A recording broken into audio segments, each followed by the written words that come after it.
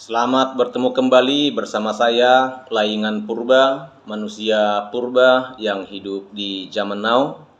Dalam kesempatan ini kami mencoba memberikan tanggapan atas pertanyaan terhadap konten yang telah kami buat sebelumnya, yaitu jemaat mula-mula atau orang Kristen mula-mula melaksanakan 7 waktu sholat dalam sehari, sebagaimana dicatat dalam Kisah Para Rasul dari pasal yang pertama sampai seterusnya, dengan bukti-bukti dicatat dalam itu.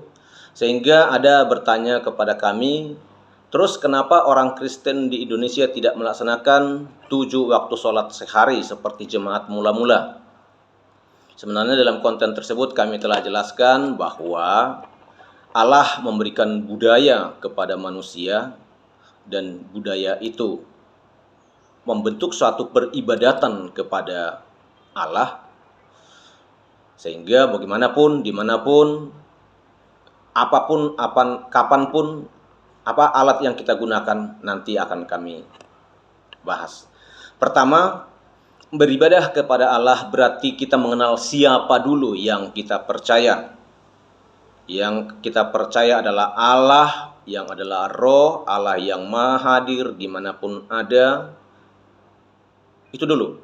Dan percaya yang kami maksud di sini adalah bukan seperti percaya dalam Yakobus pasal yang kedua ayat 19 dikatakan bahwa setan, iblis, dan semua penguasa-penguasa si jahat percaya kepada Allah dan mereka gemetar kepada Allah.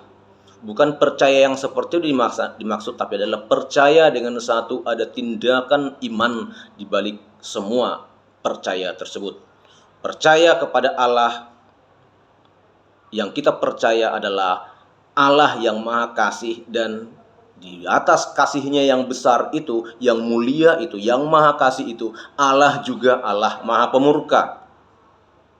Jangan hanya dilihat Allah dari sudut pandang kasihnya, tapi ingat juga Allah adalah Allah yang maha pemurka. Di balik dosa pelanggaran kita ada neraka yang tidak ada hukuman bandingnya di dunia ini selama kita hidup dibanding hukuman neraka itu sendiri. Berarti begitu besar kasih Allah akan dunia ini.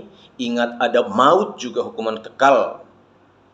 Berarti harus kita percaya juga bahwa hukuman yang paling kejam dan sekejam apapun adalah hukuman daripada Allah. Tercatat di Alkitab bahwa ingat ketika menara Babel, mereka mendirikan menara untuk menyamai Allah yang maha tinggi. Allah murka. Ingat zaman Nuh juga. Allah maha kasih, tapi Allah maha pemurka. Semua dibinasakan, hanya Nuh dan keluarganya yang selamat. Berarti jangan lihat Allah dari sudut pandang kebaikannya, ingat juga dari sudut pandang murkanya, sehingga mendatangkan bagaimana cara beribadah nanti akan kami jawab.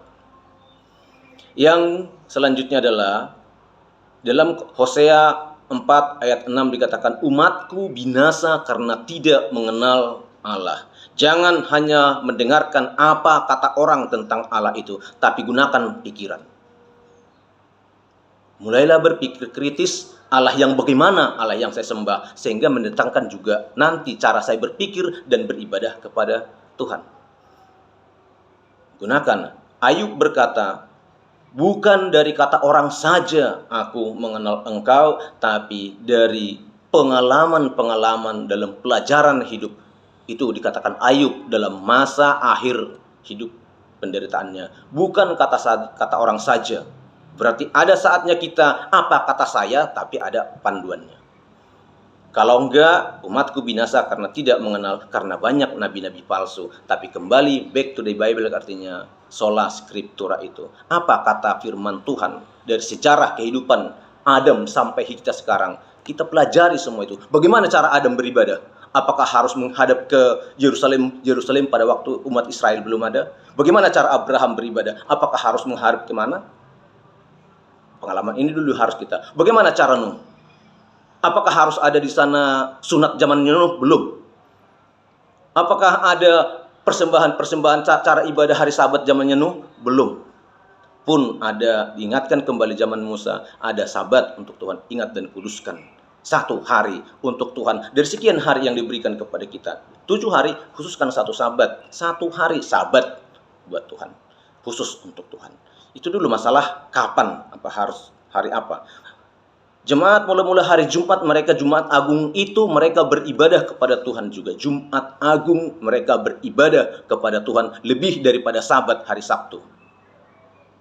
Itu jemaat mula-mula di daerah Timur Tengah, istilahnya gereja-gereja yang lahir dari ajaran para rasul. Setiap Jumat Agung itu dikatakan, setiap Jumat mereka mengenang Yesus mati di kayu salib. Hari Jumat itu mereka beribadah pada hari Jumat.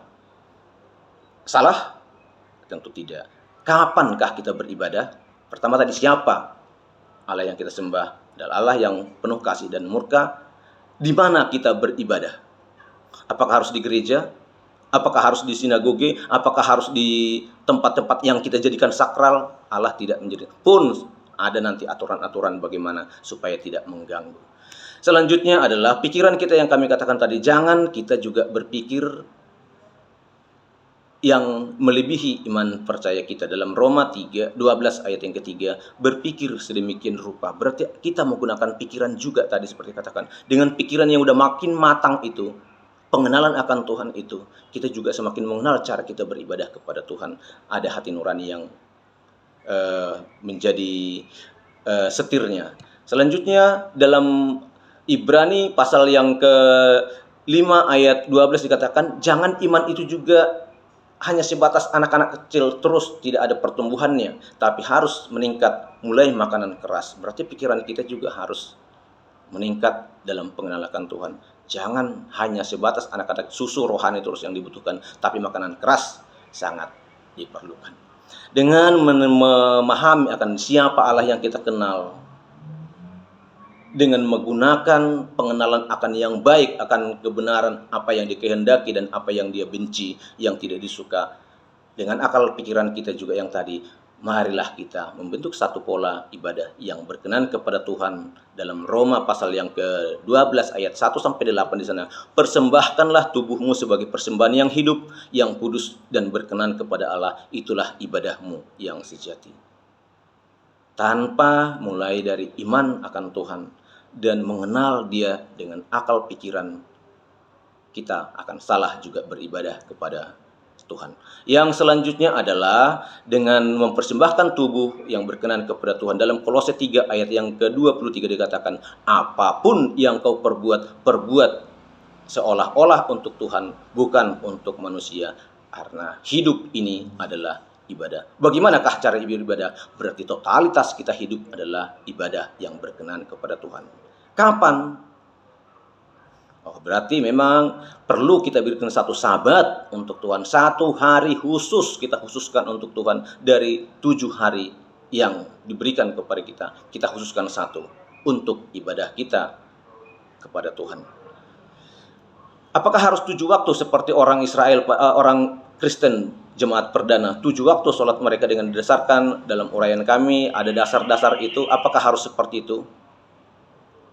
Tentu tidak. Dengan akal budi yang tadi, karena Adam tidak melaksanakan seperti itu, Nuh tidak melaksanakan seperti itu, Abraham tidak melaksanakan seperti itu, tapi itu sesuai dengan akal budi. Oleh pembaharuan budimu, kata firman Tuhan dalam Roma pasal yang ke-12 itu ayat yang kedua, berubahlah oleh pembaharuan budimu, berarti akal budi, budaya kita gunakan untuk hormat kemudian. Apakah harus berbahasa Inggris untuk datang kepada Tuhan? Apakah harus berbahasa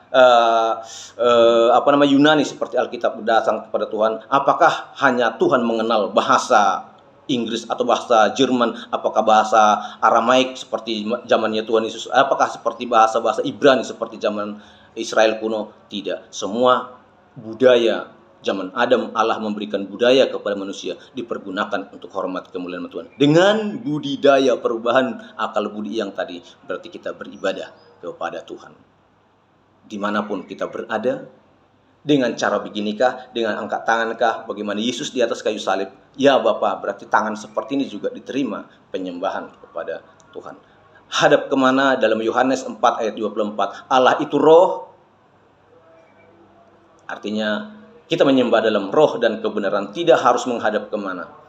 Tapi ingat, Allah menghendaki kita menjadi orang yang taat terhadap aturan. Dalam kebebasan kita beribadah kepada Tuhan, jangan juga menjadi batu sandungan, menjadi satu jerat bagi yang lain dengan kebebasan kita. Maka perlu zamannya Musa diberikan aturan-aturan. Dimanapun kita berjemaat, ikuti aturan.